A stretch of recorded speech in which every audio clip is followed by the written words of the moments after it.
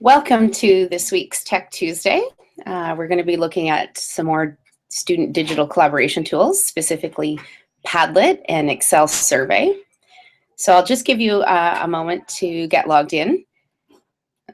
Keep in mind you can communicate with us through a couple of ways. One, you have the link that was part of your sign-in that you can join us in a document. You can also use the hashtag DPChats on Yammer or Twitter. And we'll be here to answer your questions. So my name's Heather Hickey here from Program, and my colleague Sarah Roche is here as well. Morning. And we'll be trying to answer your questions for you. So we'll get started. Just going to change the screen here, so just bear with me. And hopefully you can still see where we're at. And we'll get started. So again, we're exploring the skills and attributes of today's learners, specifically the collaboration piece today.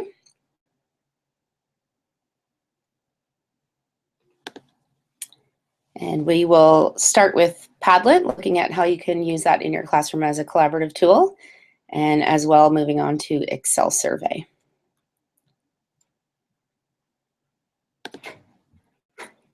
So we'll go ahead and get started. So we're going to go ahead and start by looking at Padlet. So Padlet is a collaborative space where teachers can create an account. And when you come to Padlet.com for the first time, it's going to prompt you as the teacher to generate an account. And basically what Padlet will provide is a virtual bulletin board that you can interact and collaborate with your students. So because I've created an account, you're seeing a variety of my Padlets. So what's great is it will save all of the information in your Padlets for you. So I'm going to start by just showing you how you can set up a new Padlet.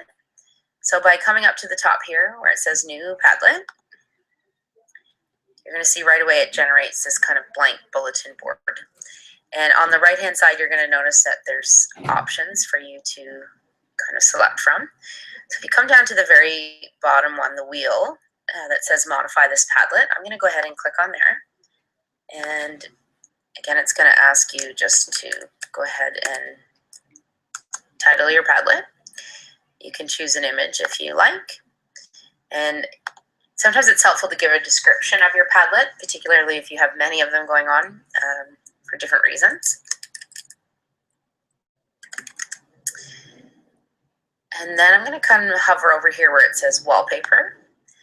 So you'll notice that there's a variety of wallpapers for you to choose from. And as soon as you click on them, it will change the background for you. You also have an option to upload your own. So if you had a particular image or graphic organizer, picture, image, file, you could go ahead and upload that into the background as well. You'll notice underneath here there's a button that says Layout. And it's going to allow you to choose either free form, where you can actually manipulate and move the virtual post-its, a stream where it will organize them chronologically in order, and then a grid where it will display making maximum use of your screen. So we'll go ahead and show you what that looks like. If I double click here, it's going to pop up with that little virtual post-it, if you will. And as I hover underneath, you'll notice that there's options for students to add in multimedia pieces. So unlike just a traditional paper post-it, students now can add in a voice recording or a video, or they can add in a link or an image or a document. So this becomes a nice collaborative sharing piece. When they type, I like to have them put their first name as their title, just so I can identify who's adding what. And then they can go ahead and add their thoughts. They can go ahead and upload an image if they like. And again, that could be something that they've saved offline. And I'll just choose this picture of a flag here that I have.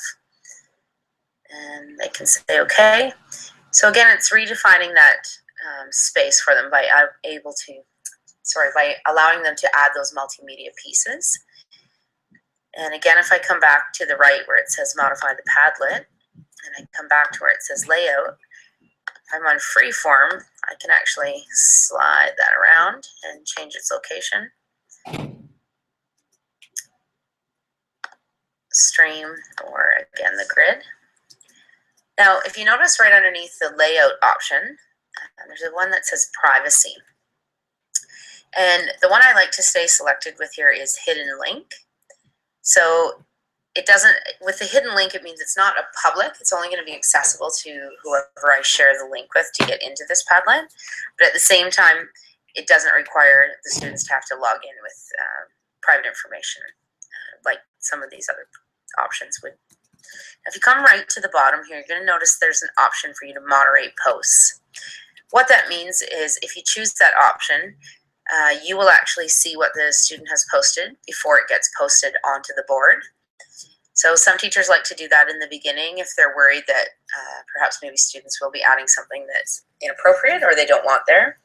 So that would depend on your purpose and your students, and if you've had those conversations around being good digital citizenships while we're putting things online. There's a notification option if you would like to be sent an email when people add to the Padlet.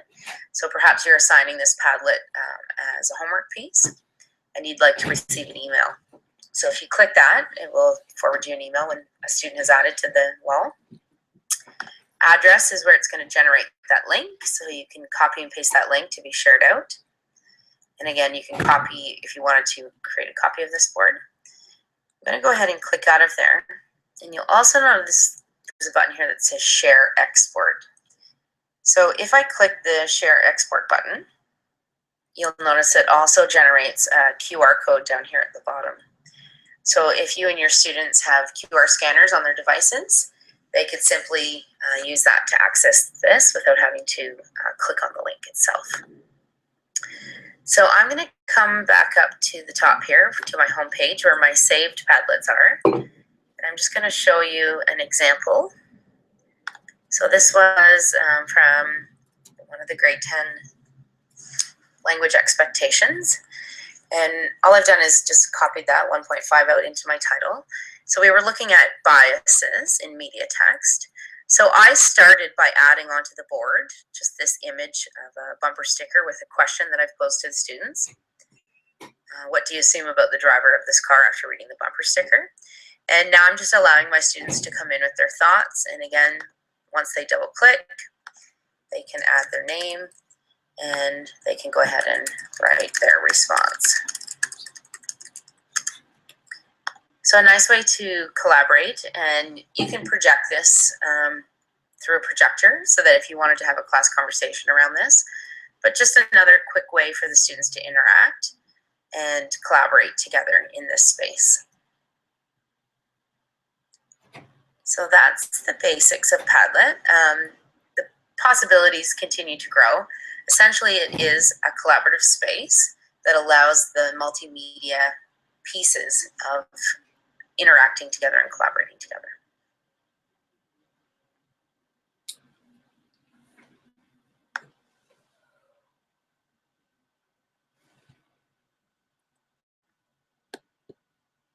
So we're going to go ahead and...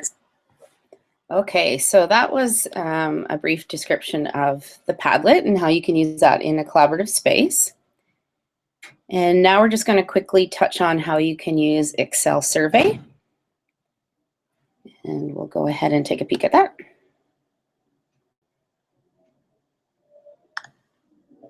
So from your home screen in Office 365, after you've logged in, you're going to notice that one of the icons here is Excel Online.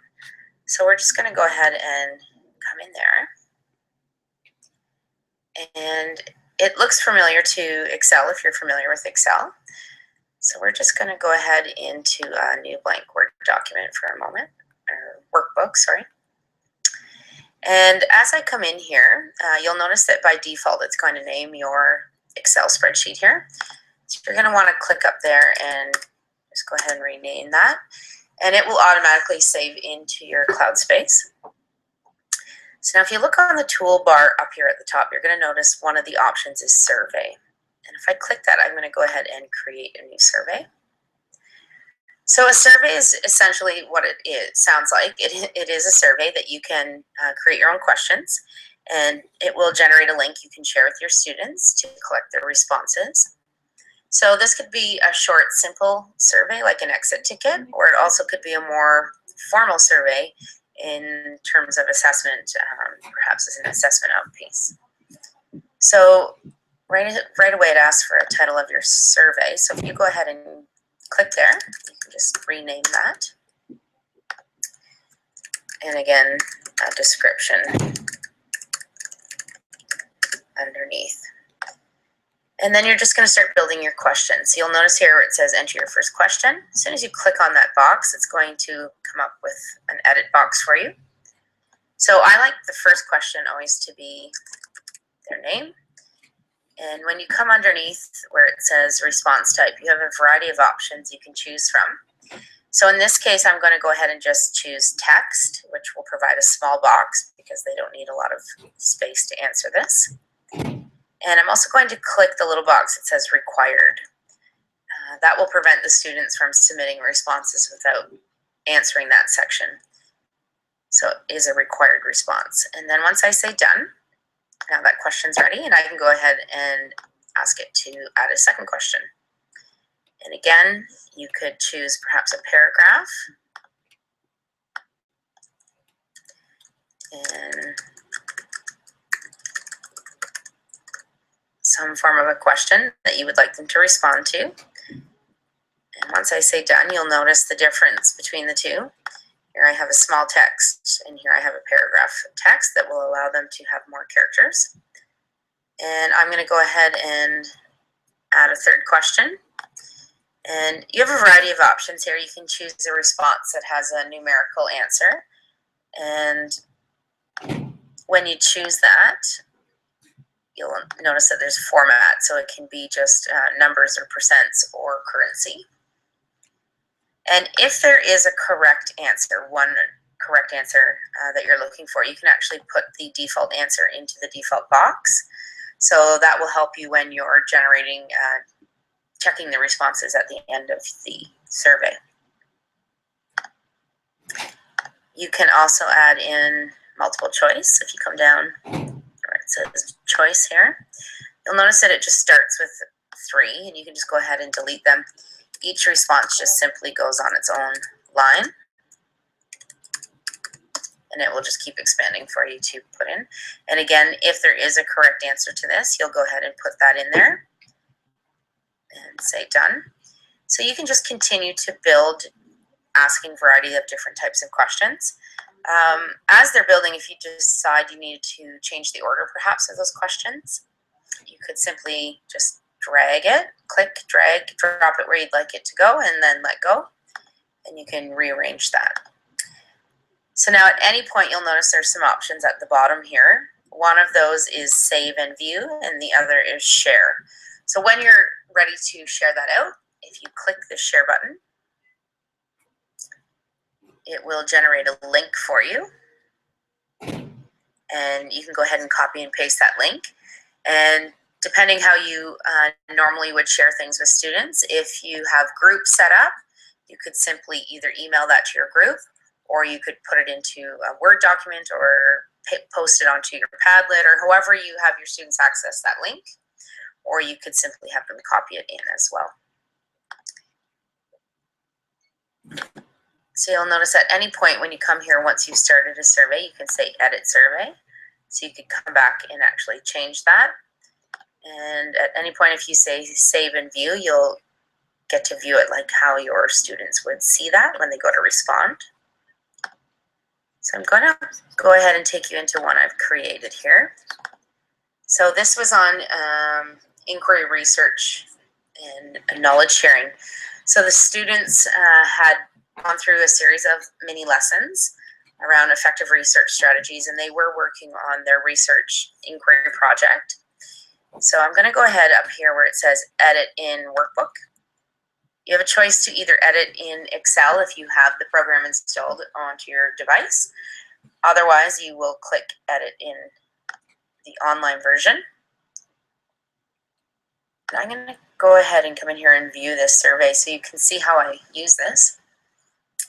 So I really wanted to build an opportunity for students to be able to share their research strategies, things that were working, things that were not working. So I asked them to come in here and share some ideas that they would like to recommend to their classmates. So again, you'll notice I started with name, the date. I asked them what are some of the advanced search techniques we used. We had done a mini lesson on that, so I created that as yes or no responses, so they can choose if they used phrase searching with particular linking search terms. I've also come down, I've asked the students here to share one useful thing that they found while they were researching today.